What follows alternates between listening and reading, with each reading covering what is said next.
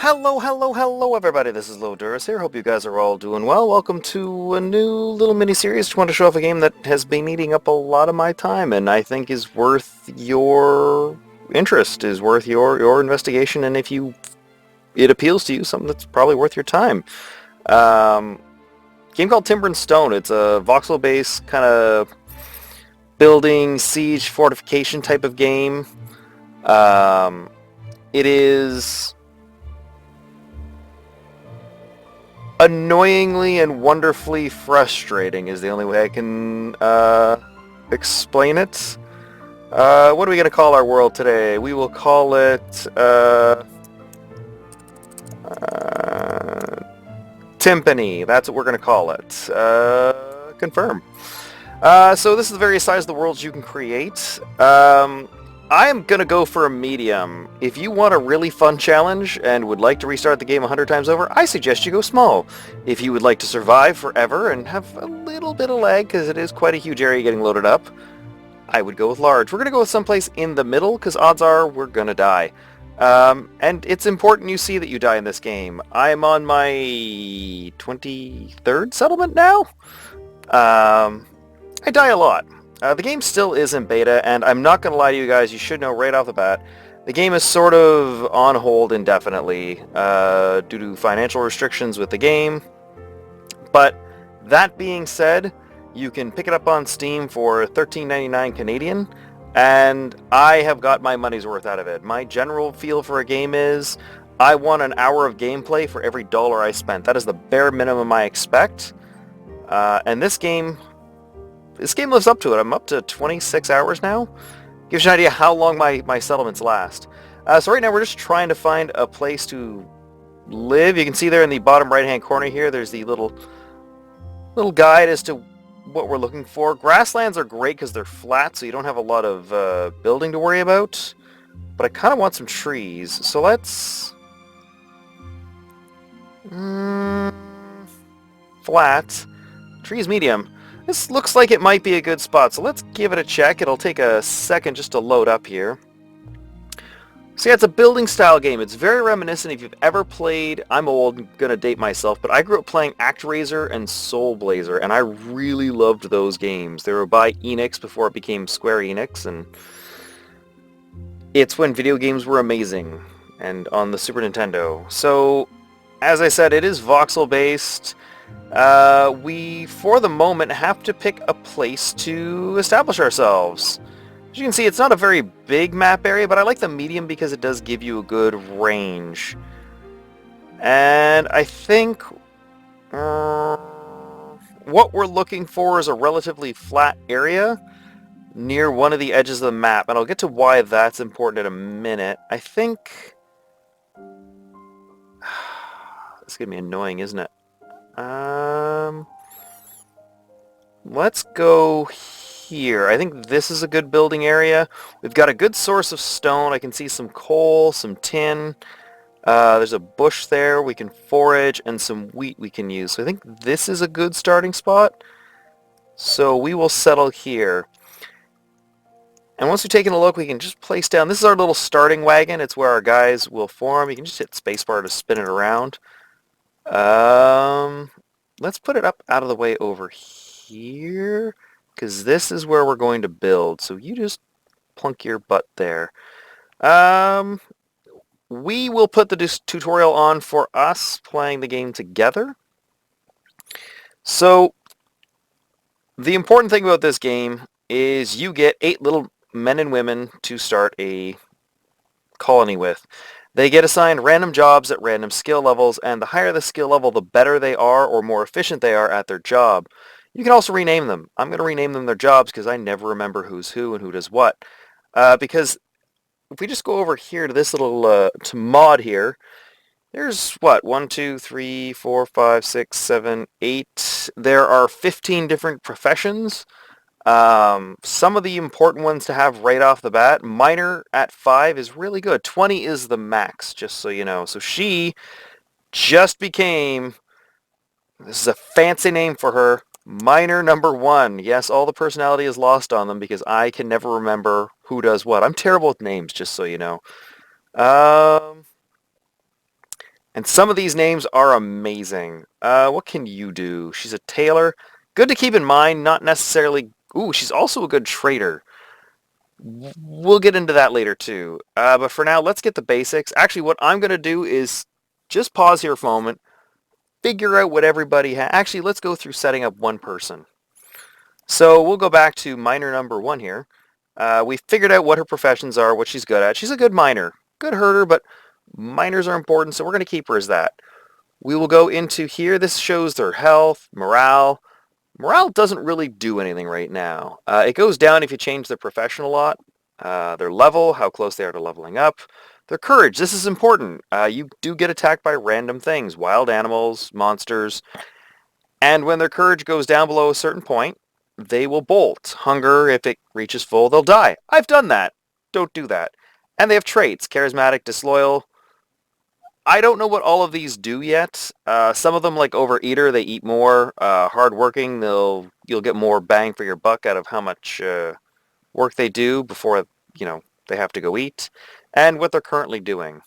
Their inventory, what they have on them, their encumbrance, the more they have, the slower they move. You can see here what they currently have. What I always do with all of my people is I want to make sure they're well defended. Everybody gets a club, so they'll always carry a club on them. They're not going to use it, but they'll have it. I want them to have a helm, I want them to have armor, and I want them to have boots. Boots actually help your characters move faster, so that's not a bad idea, and, well, armor means they take less damage should they get attacked. And lastly, this is sort of their brain and how you want them to react. Show notification bubbles. This is important. Things like, hey, I don't have an axe, you better do something, or I don't have a pick. So that's good to have on. I don't really care about the tool breakage or to know any of these other things. I had them on when I first started and was learning the game, and I think everyone should have them on when you're first learning, just as a little friendly reminders to say like, oh, I need to make this. Oh, I need to do that. And when you want them to rest, they will not sleep on the ground. You have to make them a bed. And if there is one bed, they'll take turns in it. But they'll only sleep when they're actually injured. But one of the important things to have for autonomy, regardless of their class, is wait in hall when idle. And we'll designate that right now. You can reselect your hall at any given time. I'm just going to make a little area here, 5 by 5. So they'll wait there whenever they have nothing to do. So I'm just going to pause here. I'm going to set the AI and jobs for everybody, and I'll show you what I've done when I get back. Alright guys, so I have everybody set up here and named with such creative names like Mini McMiner, Buddy McBuilder, Scrappy McScrapper, Woody McWood, just to give me an idea as to what they're doing, and to be a little more entertaining for you guys than me screaming, oh god, miner number 1. A little more caring when they die. But as you can see here, I have my tailor set as a miner for the time being. Tailoring is not something that is incredibly important at the beginning of the game. Professions that are really important when you first start off are miners, wood choppers, farmers, and foragers. Stonemasons and carpenters are given as well that you need these guys. I've got the AI set up on all of them. So an important thing with building classes, you can actually have them train up until level, if they're under level 3, you can train them up to level 3. And that's really important to have ticked off. Just because there's everything that you want to build in the game, if we go into resources, a stone pick, you have to be level 1 stonemason to make this. But if we go into, say, process materials, if you want to build brick, you got to be a level 3. So it's a good way to get them up to a certain point, so just not everybody's doing the job. For now, though, what we need to do is take a look at what we have. There's a lot of preamble before starting this game. I want you guys to know I started this. My first town was dead in, I think, about 10 minutes, because I didn't know how to do things. My second town was a lot more resourceful. One of the things that you should check off on your choppers, chop nearest trees. Do not, one of the options if you actually click on a tree, let me zoom out here for a sec, reorientate myself. So we're going to build in here. If you click on a tree, you can chop down the tree, and you also have the option to remove the stump. Removing it means you actually have the ability to build in that area, because the stump will take up a spot. And you may be thinking, well, wouldn't I want to remove the stump all the time? The answer is no. As I learned in my second adventure on building a community, removing the tree stumps means you don't get any more wood. Trees will regrow if you leave the stump. So what we want to do, and what I'm doing right now, is just selecting to chop down all these trees, because I want to build in this area. So, we don't really want the stumps in the way. Click on it. There we go. So it's definitely a game that can be quite cathartic if you're looking for something to relax with. It can also be something that is incredibly frustrating. I enjoy this challenge. It's kind of grindy, but it doesn't feel grindy, and it's something where I can just pick up the game and go and come back to later. It's also a game where if you can get to points in it, you can plateau, and not have to actually watch the game. So if you have to, do something else, it's okay to leave it just to gather resources. We also need to start building farms, and we got lucky. You're assigned random crops. We got corn. Cotton's really important for building fabrics and better beds later on. Same with flax seeds. And turnips I don't care about. Wheat is also good if you want to grow livestock. We'll get to that later on too. But for now, if you want to build a farm, you just go into Design, Farms, and then select the seed you want to build. Or select the type of farm you want to make. For now, I think...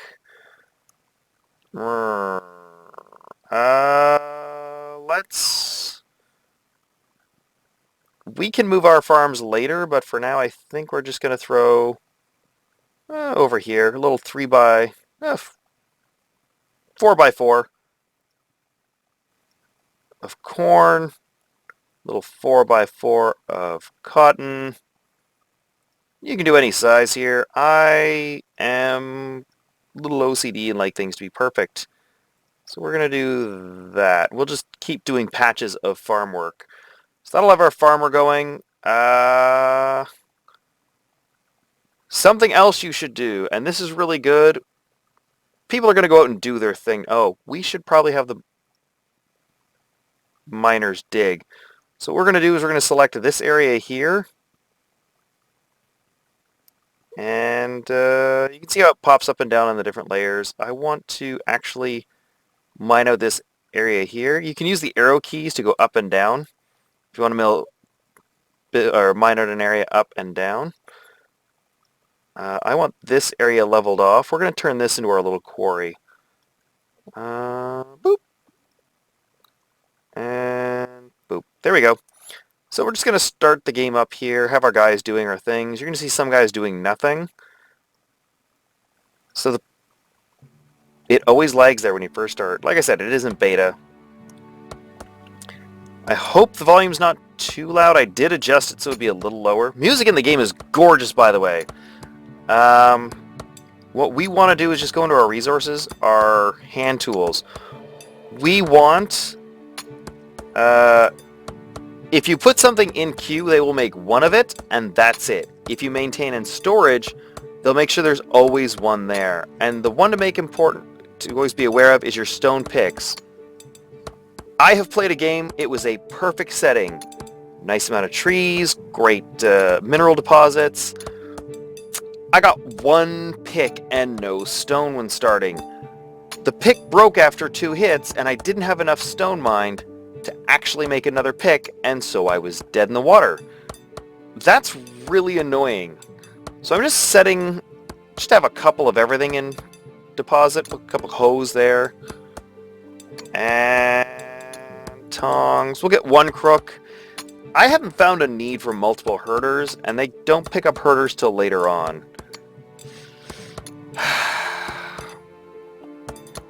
We'll get to shears and why I side there in a minute. We also want clubs. Always maintain 2 clubs. That'll keep our carpenter busy, so that should keep everyone busy for the most part.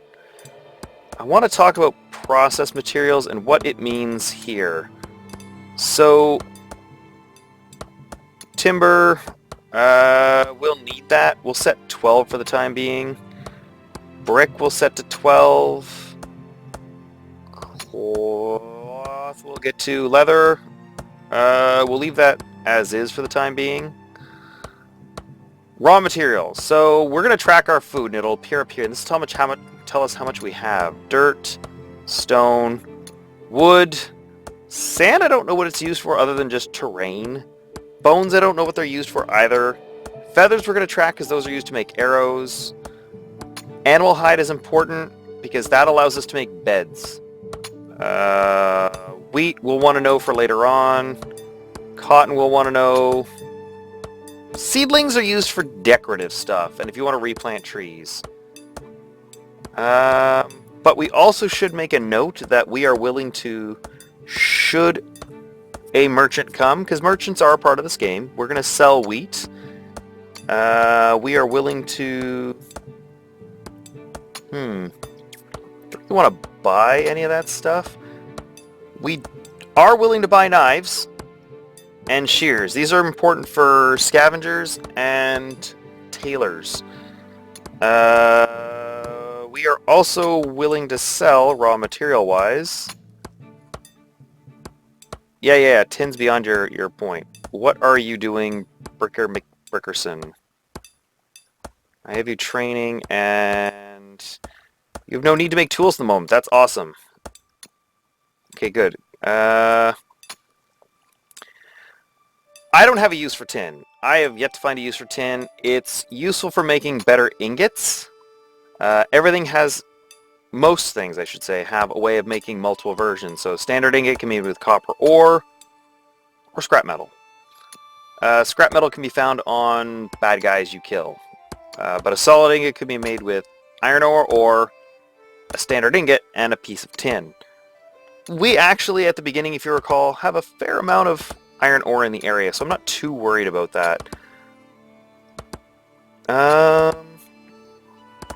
We're not at the point of armor yet, although armor is a good thing to have. I think for the time being we're okay, so what we need to get started on, they're removing this. I don't think I forgot anything. I really want these guys to start... You know what we should do, just so we can start building, is convert... We've got 2 miners. Who's standing around and doing nothing? Because they're about to become a wood chopper. Wood chopper. I have 2 wood choppers. Okay, I have Chopette McChopperson and Buddy McBuilder chopping. So I gotta speed up the game here, because this is really boring watching them do nothing. And actually, what we're gonna do... So we have storage. This little wagon provides 40 of everything. And you're going to see very quickly our masonry and our wood is going to start piling up. So we're going to find a spot to store that. So we'll go into Objects, Storage, and we want to build a masonry pile. We want to put this near where we're going to build or where our guys are harvesting materials. So in this case, we want just right here. That way they can go back and forth really quick. There is no reason not to build a storage pile unless you don't have the materials, because if you don't need it anymore or you need the materials, you see there masonry popped up to 40 really quick. Tools are going up pretty quick as well, but we're okay for now. Gotta find a use for this guy. You know what? What can we do with him? Let's you know, bud, build bricks. Process material. We can use bricks. Have 12 in storage. Oh, but you're missing things. Yes. So there are other things you can build. Objects. We need workshops. We need a workbench. This is useful for some building. We're just going to pop that over here. We need a forge. We'll pop that there. We have the materials for an anvil. We'll pop this over here. Timbering bench. We'll put here. So the timbering bench is used to make timber and bows.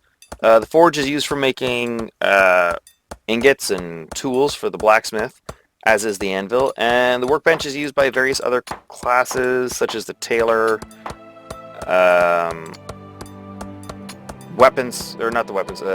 stonesmith, carpenter, and I'm blanking on the others. I'm sorry. We'll see them as we pick them up. But for now, we're going to leave that as is.